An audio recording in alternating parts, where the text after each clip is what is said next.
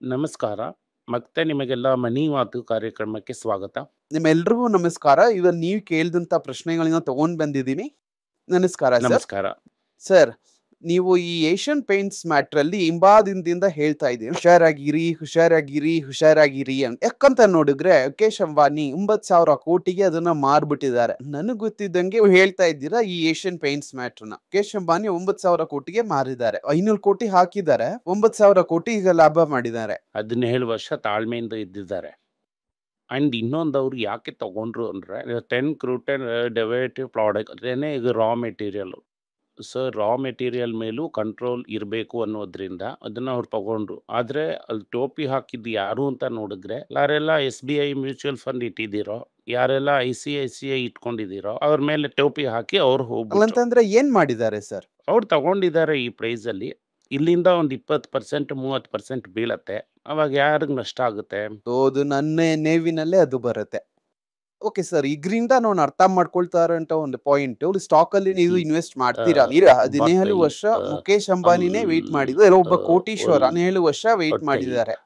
ಇನ್ನೊಂದು reading between the lines, daily ನಡೀತಾ ಇರುವಂತ ವಿಷಯಗಳು ಈ ಪೇಪರ್ ಅಲ್ಲಿ ಬರುವಂತದನ್ನ ಗಮನಿಸ್ತಾನೆ ಇರಲಿ. ಶೇರ್ ತಗೊಂಡ್ಬಿಟ್ಟಿದೀನಿ ಅಂತ ಹಂಗೆ ಅದನ್ನ ಬಿಟ್ಬಿಡ್ಬೇಡಿ, ಗಮನಿಸ್ತಾನೆ ಇಡಿ. ಅದನ್ನೇ ಮುಖೇಶ್ ಅಂಬಾನಿನೇ ಇದ್ರಲ್ಲಿ ಮಾಡಿದ್ದಾರೆ ಅಂತ ಅನ್ಕೋಬಹುದಾ? ಸಾದಂತ ಟೈಮ್ ಅಲ್ಲಿ ಎಕ್ಸಿಟ್ ಆಗ್ಬಿಡ್ಲಿ. ಈ ಎರಡು ಸ್ಟ್ರಾಟಜಿನ ಎಲ್ಲಾರು ಫಾಲೋ ಮಾಡಿದ್ರೆ ಈ ಪಟಾಕಿ ಲಿಸ್ಟ್ ಅನ್ನೋದನ್ನ ದಾಟಿ ತಾಳಿದವನು ಬಾಳಿಯಾನು.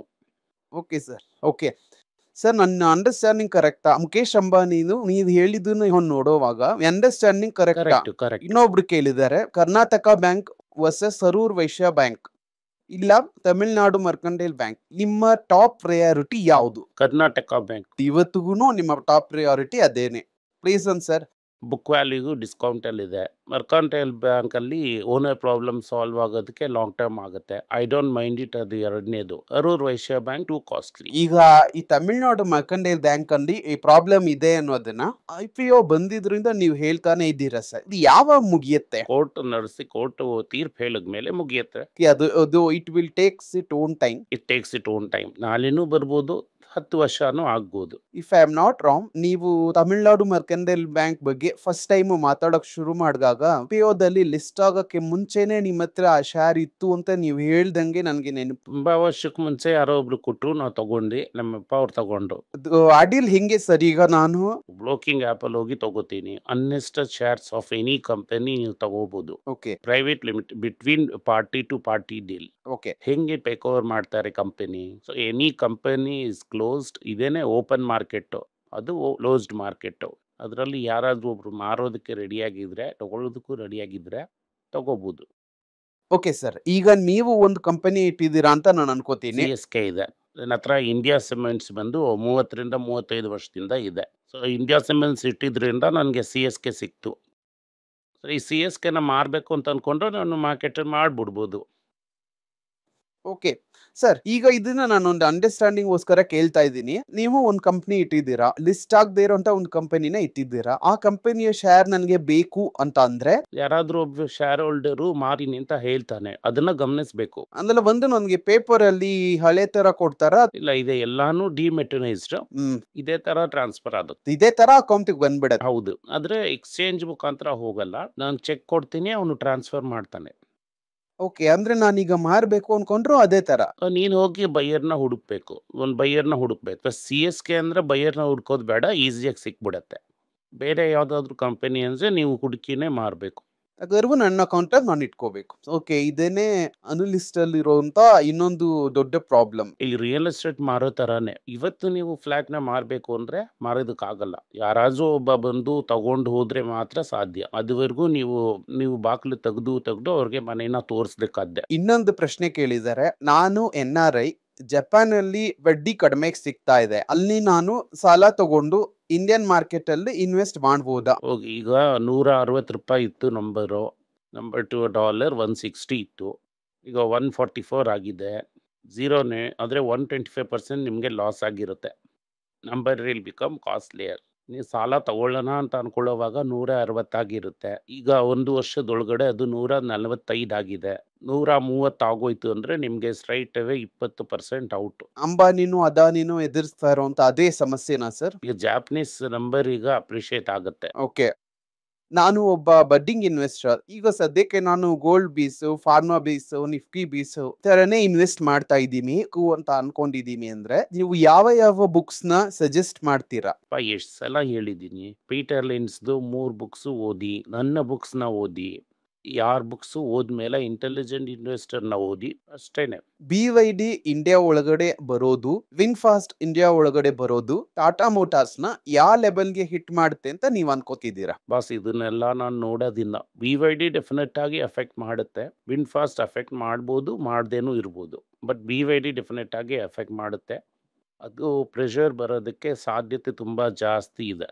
ಬಟ್ ಟಾಟಾ 100 ವರ್ಷದಿಂದ ಇರುವಂತ ಒಂದು company. They will find the way to handle it. ಇನ್ನೊಬ್ರು ಪ್ರಶ್ನೆ ಕೇಳಿದ್ದಾರೆ ಸರ್. ಒಂದು ಮ್ಯೂಚುವಲ್ ಫಂಡ್ ನ ಯಾವಾಗ ನಾನು ಲಿಕ್ವಿಡೇಟ್ ಮಾಡೋದು? ಅವರು ಆಕ್ಟಿವ್ ಫಂಡ್ ನೇ 2 ಹಾಕಿದ್ದಾರೆ. 6 ವರ್ಷದಿಂದ ಇಟ್ಕೊಂಡಿದ್ದಾರೆ. ಇವತ್ತೇ ನಿಮಗೆ ಪ್ರಾಫಿಟ್ಸ್ ಇರುತ್ತೆ. ಲಿಕ್ವಿಡೇಟ್ ಮಾಡಿ ಬಾಂಡ್ ಆಗಿ ಬದಲಾಯಿಸ್ಬಿಡಿ. ಓಕೆ. ಈ ಪ್ರಶ್ನೆ ಕೊಯಮತ್ತೂರ್ ಈವೆಂಟ್ ಅಲ್ಲಿ ಎಲ್ಲಾರು ಕೇಳಿದಂತ ಒಂದು ಪ್ರಶ್ನೆ. ಫಾರ್ಮ್ ಲ್ಯಾಂಡ್ ಅಲ್ಲಿ ನಾನು ಇನ್ವೆಸ್ಟ್ ಮಾಡಬಹುದಾ? ತಲೆ ಮೇಲೆ ಬಿಳಿ ಬಟ್ಟೆ ಹಾಕೋಬೇಕು ಅಂತ ಅನ್ಕೊಂಡ್ರಿ ಅಂದ್ರೆ ಇಲ್ಲ ಸರ್, ಅವ್ರಿಗೆ ಇಂಡಿಯಾದಲ್ಲಿ ಅಗ್ರಿಕಲ್ಚರ್ ಪ್ರಾಫಿಟಬಲ್ ಆಗೇ ಇಲ್ಲ. ಆಯ್ತಾ? ನನಗೆ ಗೊತ್ತಿರೋಂಥ ಒಂದು ಸಂಬಂಧಿಕರು ತಿರುಚಿನಲ್ಲಿ ರಿವರ್ ವಾಟರ್ ಸಿಗುವಂಥ ಜಾಗದಲ್ಲಿ ಲ್ಯಾಂಡ್ನ ಇಟ್ಟಿದ್ದಾರೆ. 20 ಫೀಟಲ್ಲಿ ನೀರು ಬರುತ್ತೆ. 15 ಎಕರೆ ಇಟ್ಟಿದ್ದಾರೆ.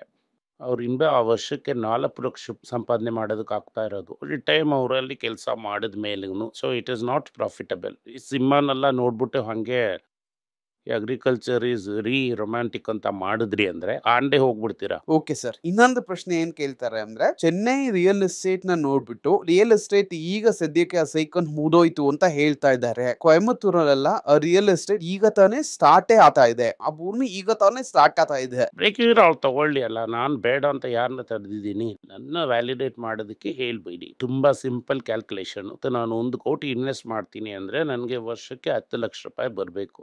ಸರಿ, ನನಗೆ ಸ್ವಲ್ಪ ಕ್ಯಾಪಿಟಲ್ ಅಪ್ರಿಸಿಯೇಷನ್ ಹಿಂದೆ ಬರಬೇಕು ಅಂತಂದ್ರೆ 8 ಲಕ್ಷ ರೂಪಾಯಿ ಬರಬೇಕು. If I invest 1 crore in 1 year, I have to get at least end of the year I should get 7 to 8 lakhs. Then I can wait for appreciation. ರೈಟಾ? So there is a time value of money. ಈಗ 1 crore ನಾನು invest ಮಾಡಿಬಿಟ್ಟು 5 ವರ್ಷ ಆದಮೇಲೆ ನಾನು 1.5 ಕೋಟಿಗೆ ಮಾಡಿದೆ ಅಂತ ಇಟ್ಕೊಳ್ಳಿ. Already I have lost 50 lakhs by only interest. 10% ನಾನು ಹಾಕಿದ್ಲು ಕೂಡ 1.5 ಕೋಟಿ ನನ್ನ cost. So cost of property goes to 1.5 crores.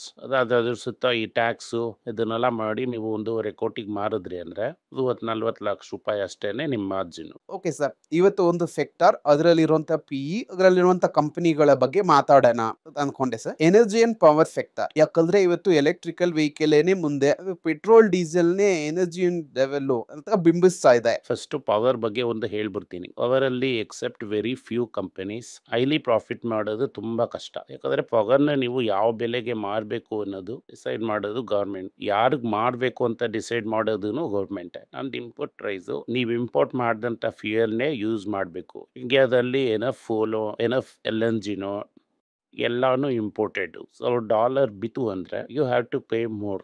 ಅದೇ ಇದೆ. ಈಗ ಎಲೆಕ್ಟ್ರಿಸಿಟಿ ಬೋರ್ಡ್ನ ಮಾರೋದು ಅನ್ನೋದು ನಷ್ಟದಲ್ಲೇ ಹೋಗಿ ಮುಗಿಯುತ್ತೆ. ಸೊ ಈ ಪವರ್ ಜನರೇಷನ್ ಅನ್ನೋದು ಇಂಡಿಯಾದಲ್ಲಿ ಪ್ರಾಫಿಟಬಲ್ ಬಿಸ್ನೆಸ್ ಅಲ್ಲ. So unless you have control over distribution, it is not very popular. ಇಂಡಿಯಾದಲ್ಲಿ ಡಿಸ್ಟ್ರಿಬ್ಯೂಷನ್ ಮೇಯ್ನ್ ಆಗಿ 3 ಜಾಗದಲ್ಲಿ ಪ್ರೈವೇಟೈಸ್ ಮಾಡಿದ್ದಾರೆ. ಒಂದು ಕಲ್ಕತ್ತಾ, ಇನ್ನೊಂದು ಬಾಂಬೆ, ಇನ್ನೊಂದು ಡೆಲ್ಲಿ. ಒಂದನ್ನ ಅದಾನಿನ ಬಿಟ್ರು. TSCC ಅನ್ನೋದು ಒಂದು ಲಿಮಿಟೆಡ್ ಕಂಪನಿ. ನೀವೇ ಬ್ಯಾಲೆನ್ಸ್ ಶೀಟ್ನ ಅನಲೈಸ್ ಮಾಡ್ಕೊಳ್ಳಿ. ಬಾಂಬೆದಲ್ಲಿ ಒಂದು ಪೋರ್ಷನ್ ಟಾಟಾ ಪವರಲ್ಲಿದೆ. ಸೊ ಎಂಡ್ ಟು ಎಂಡ್ ನಿಮ್ಮ ಕಂಟ್ರೋಲ್ನಲ್ಲಿ ಇದ್ದು ರೈಸಿಂಗ್ ಇಂಡಿಪೆಂಡೆಂಟ್ ಆಗಿ ಇದ್ರೇನೆ ಪವರ್ನ ನೀವು ಡೀಲ್ ಮಾಡ್ಬೋದು. ಇಲ್ಲ ಅಂದ್ರೆ ಪವರ್ನ ಡೀಲ್ ಮಾಡೋದಕ್ಕೆ ಆಗಲ್ಲ. ಅದೇ ಥರ ಎನರ್ಜೀಸ್, ಪೆಟ್ರೋಲ್, ಕ್ರೂಡ್, ಆ ಥರ ಈ ಎನರ್ಜೀಸ್ನ ಈಗ ಗೌರ್ಮೆಂಟು ತುಂಬ ಜಾಸ್ತಿ ಬೆಲೆನಲ್ಲಿ ಮಾಡ್ತಾ ಇದ್ದಾರೆ. ಅದರಿಂದಾನೇ ಈ ಜಿಯೋನೆಲ್ಲ ಹ್ಯಾಪಿ ಹವರ್ಸ್ ಅಂತ 5 ರೂಪಾಯಿ 10 ರೂಪಾಯಿ ಕಮ್ಮಿಯಾಗಿ ಮಾಡ್ತಾ ಇದ್ದಾರೆ. ಯಾವಾಗಲೂ ಗೌರ್ಮೆಂಟೇನೆ ಏನು ನೀವು ಮಾಡ್ತಾ ಇದ್ದೀರಾ, ಎಷ್ಟಕ್ಕೆ ಮಾಡ್ತಾ ಇದ್ದೀರಾ ಅಂತ ಗೌರ್ಮೆಂಟ್ ಡಿಸೈಡ್ ಮಾಡುವಂಥ ಒಂದು ಜಾಗದಲ್ಲಿ ಒಂದು ನ್ಯಾಚುರಲ್ ಬಿಸ್ನೆಸ್ ಸೈಕಲ್ ಅನ್ನೋದು ಬರಲ್ಲ. ದಟ್ ಈಸ್, ನಾನು ಇವಾಗ ಒಂದು ವ್ಯಾಪಾರ ಮಾಡ್ತೀನಿ, 5% 10% ಮಾರ್ಜಿನ್ ಇಟ್ಕೊಂಡು ಮಾಡ್ತೀನಿ ಅಂತ ಅನ್ನೋದು ಇಲ್ಲದೆ ಇರೋ ಕೆಲಸ. ಸೊ ಇದೆರಡೂ both input and output government ಕಂಟ್ರೋಲಲ್ಲಿ ಇರೋದ್ರಿಂದ ಈ ಸೆಕ್ಟರ್ನ ಕಂಪ್ಲೀಟ್ ಆಗಿ ಅವಾಯ್ಡ್ ಮಾಡೋದು ಬೆಟರ್. Okay sir. ಸ್ಟಿನ್ ಕೆಲವರು ಇದನ್ನೆಲ್ಲ ಆಲ್ರೆಡಿ ತಗೊಂಡಿದ್ದಾರೆ. ಅಂದರೆ ಮಾರ್ಬಿಡೋದೇ ಬೆಟರ್. ನೀವು ಟಾಟಾ ಪವರ್ನ 5 ವರ್ಷಕ್ಕೆ ಮುಂಚೆ ತಗೊಂಡಿಟ್ಕೊಂಡಿದ್ರಿ ಅಂದ್ರೆ ಈಗ ಹಾಕಿ ಭದ್ರವಾಗಿ ಒಳಗಡೆ ಇಟ್ಕೊಳ್ಳಿ. ಅದನ್ನ ಬಿಟ್ರೆ ಮಿಕ್ಕಿದ್ದೆಲ್ಲ ವೇಸ್ಟ್. ಸಿಂಪಲ್ ಆಗಿ ಮುಗಿಸ್ಬಿಟ್ರಲ್ಲ ಸರ್. ಸತ್ಯ ಅದೇನೆ.